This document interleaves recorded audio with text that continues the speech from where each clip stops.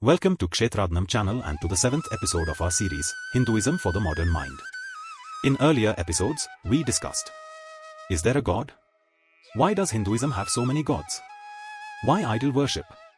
If God is everywhere, why go to temples? Why doesn't God answer prayers immediately? If God is everywhere, why is there evil? If you missed them, the links are given in the description. Today we will look at this question: does karma really exist? Why was one child born into absolute luxury and radiant health, while another, just a few miles away, was born into crushing poverty and a severe physical illness?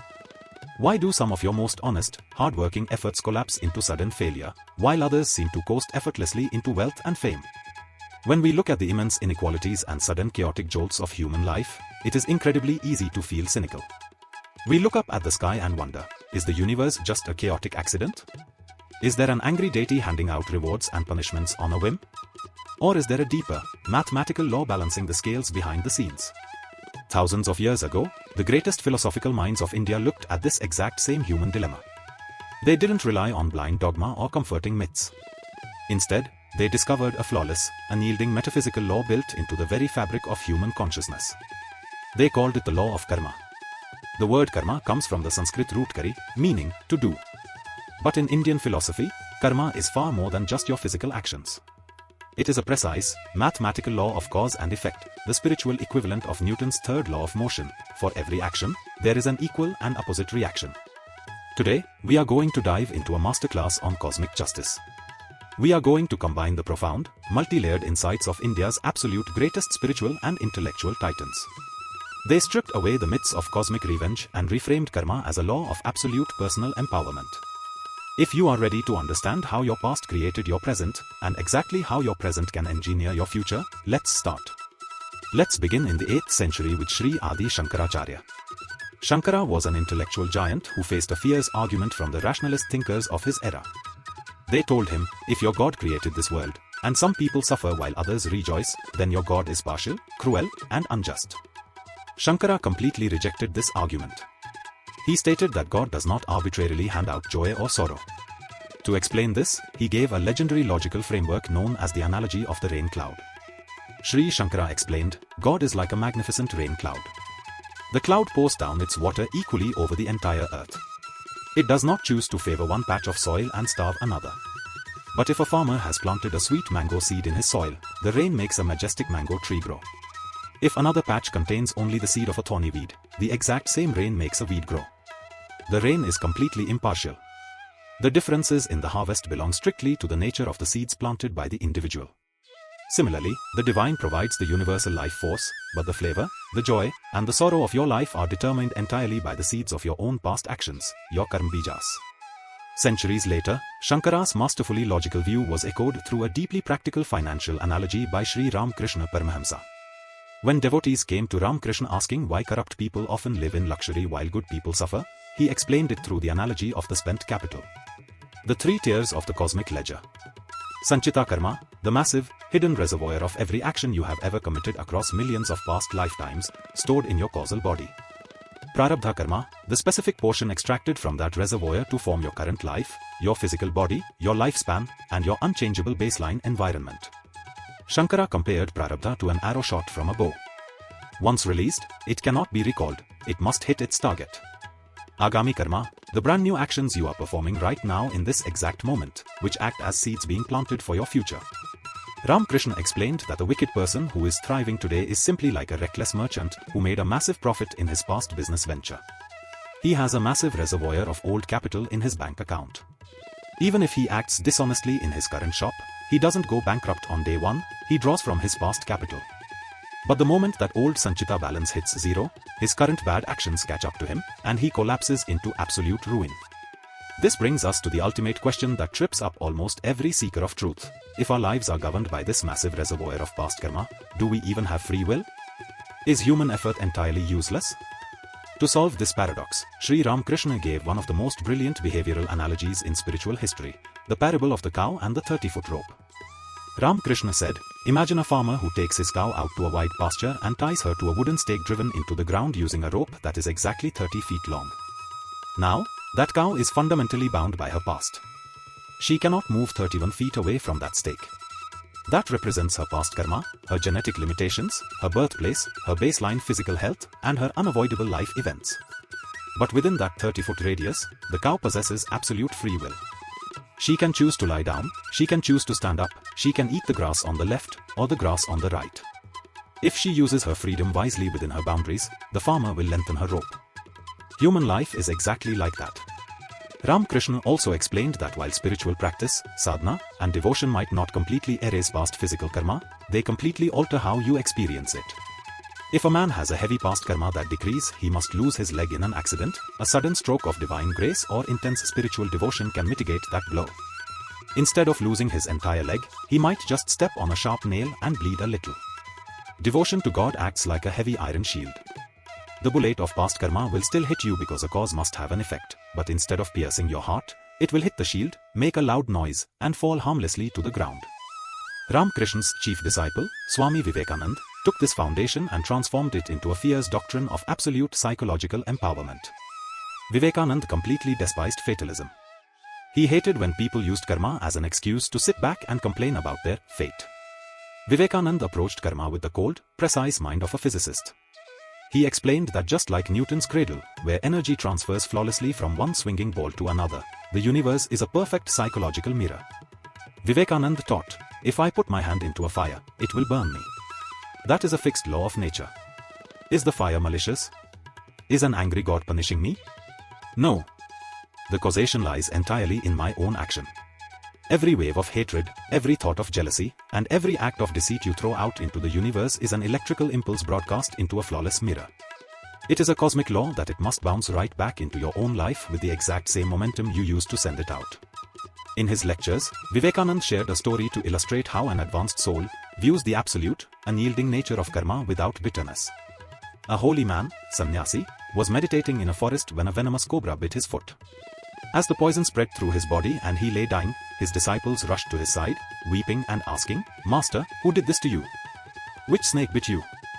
The dying monk smiled serenely and replied, "My children, no one bit me. It was only the messenger of my own past karma who arrived in the form of a cobra to collect a debt. I welcome it." To Vivekananda, the law of karma is not a doctrine of slavery, it is the ultimate charter of freedom. He looked at a suffering person and said, if your own past actions made your present moment miserable, it proves that your present actions have the absolute power to make your future magnificent. You are not a puppet on a string, you are the unique architect of your own destiny.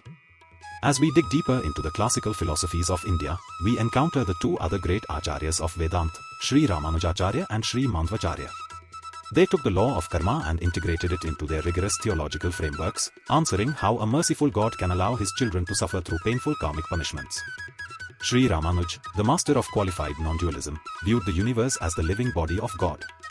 To him, karma is the expression of God's perfect administrative justice and parental love.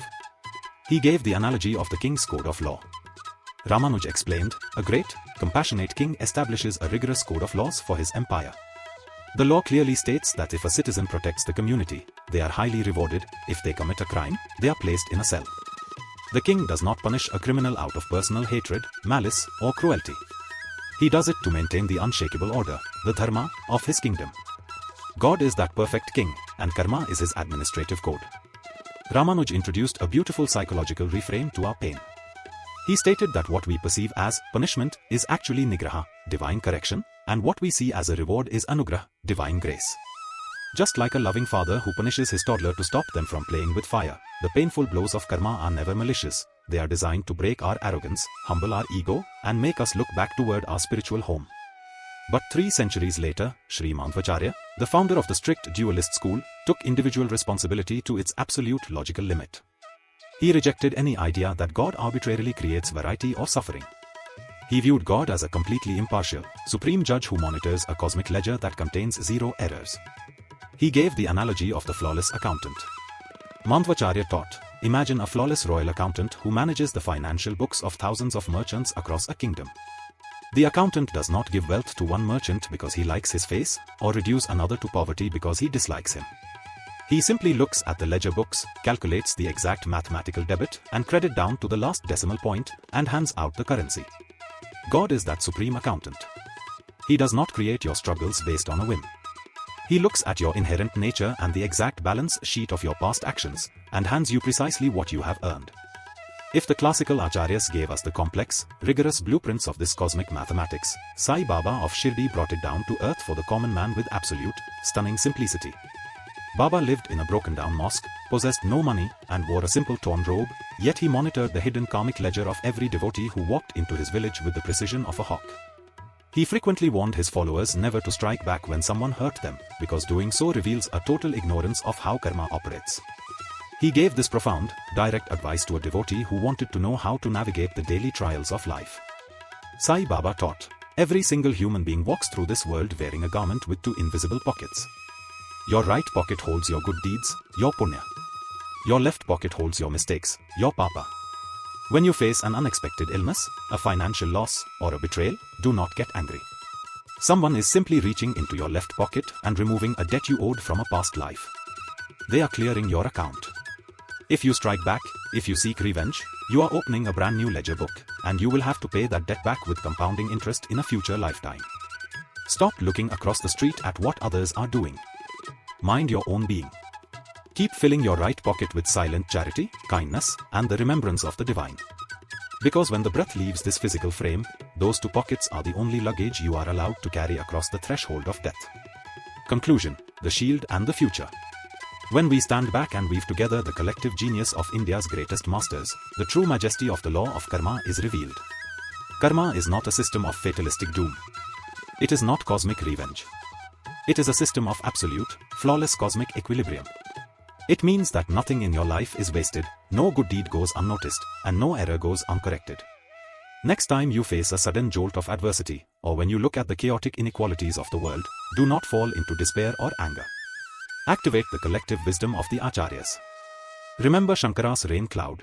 Realize that the universe is completely impartial. If you don't like the harvest of your life today, look at the seeds, the thoughts and actions you are holding in your hand right now. Change the seed, change the tree. Utilize Ramakrishna's free will. You might be bound by a 30-foot rope of your past Prarabdha Karma, but choose to stand up, choose to be pure, and choose to use your freedom wisely within that circle so your rope can expand. Wear Ramakrishna's shield. Remember that devotion and divine grace act as an iron shield.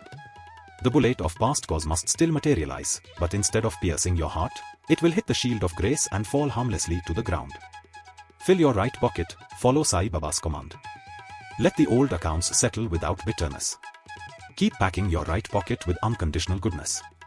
Swami Vivekananda left us with a final, echoing reminder that should be written on the heart of every seeker of peace.